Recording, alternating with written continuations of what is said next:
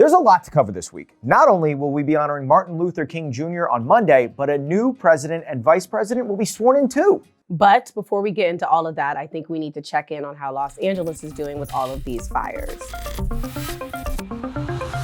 Los Angeles is beginning its recovery after the past week's devastating wildfires, some of the most destructive in California history. The Palisades fire burned over 23,000 acres, which is almost the size of 2 Manhattans, while the Eaton fire destroyed over 140,000 acres and more than 7,500 buildings. Fire crews from all over helped fight the fires as Angelenos came together to create pop-up donation centers for those affected. While cleanup is expected to take months, there are ways to help. The Red Cross, Salvation Army, and World Central Kitchen are providing immediate assistance, and the California Fire Foundation works directly with organizations within the community to support those impacted by the fires.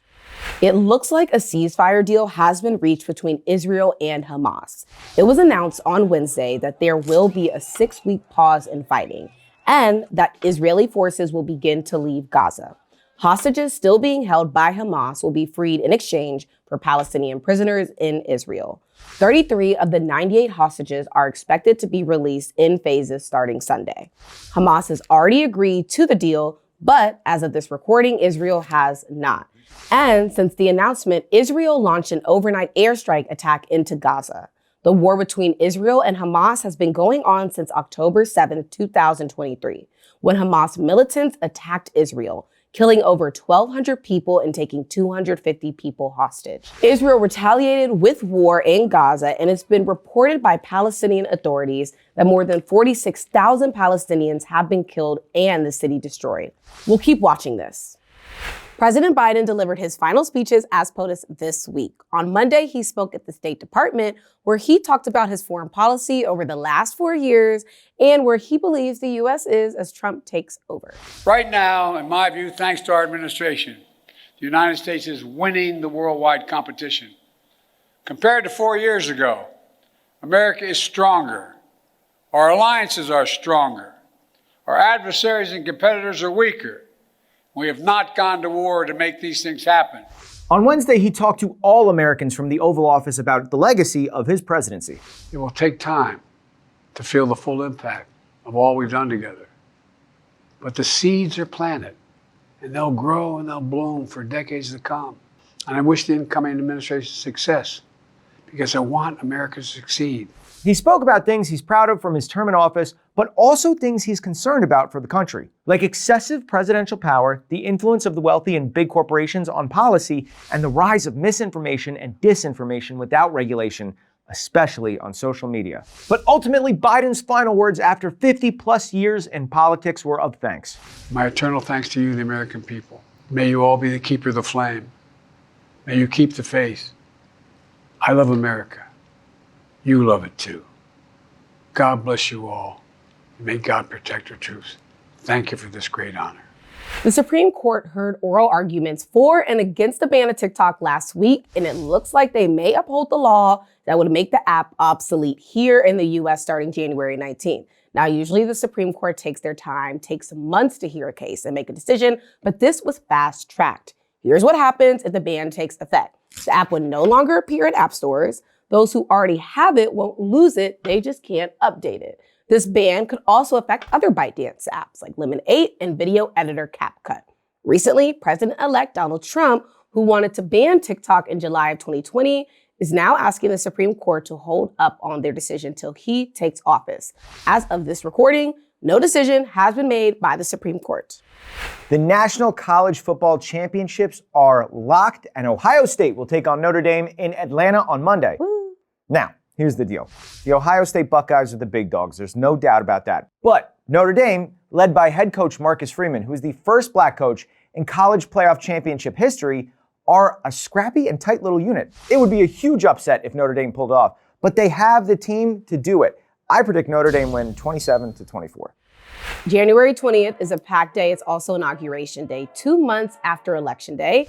Incoming President Donald Trump and Vice President J.D. Vance will officially get sworn into their roles. An inauguration happens every 4 years, even if it's a second term.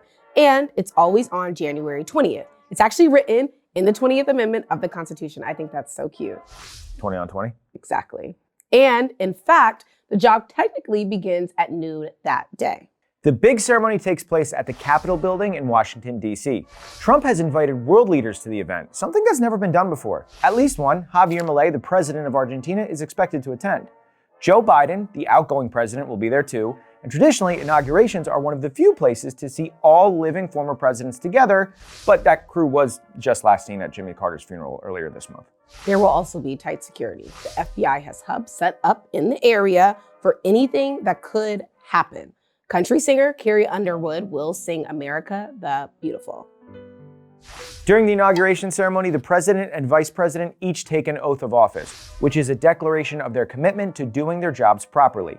The language for the oath of office has been the same since 1884, and in total it only has 35 words. Here's some of it. That you will faithfully execute the office of President of the United States. That I will faithfully execute the office of President of the United States. The president also gives an inaugural address presenting their vision for America. Ask not what your country can do for you. Ask what you can do for your country.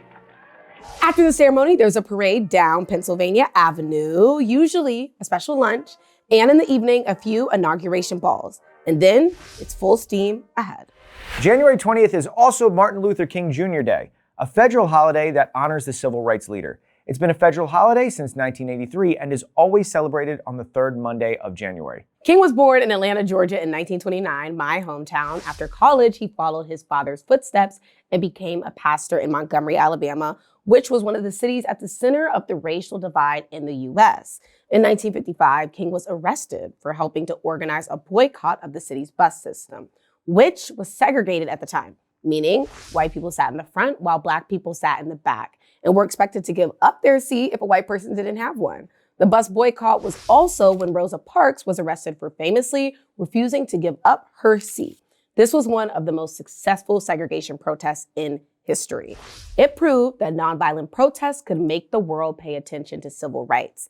And it led the Supreme Court ruling that segregation on public buses was unconstitutional. King continued to use his position to fight for equality, and in 1963, he organized the March on Washington.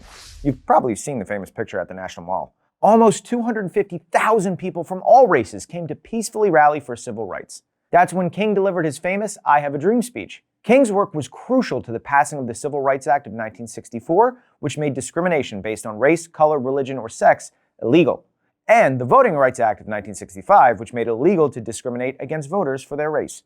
But in 1968, King was assassinated in Memphis, Tennessee by an escaped prisoner who was ultimately arrested for the killing. King's legacy and his commitment to civil rights made him an American icon and also inspired recent civil rights movements like Black Lives Matter. If you're doing something special to honor Dr. King this year, let us know in the comments below. Sorry, here's some of it.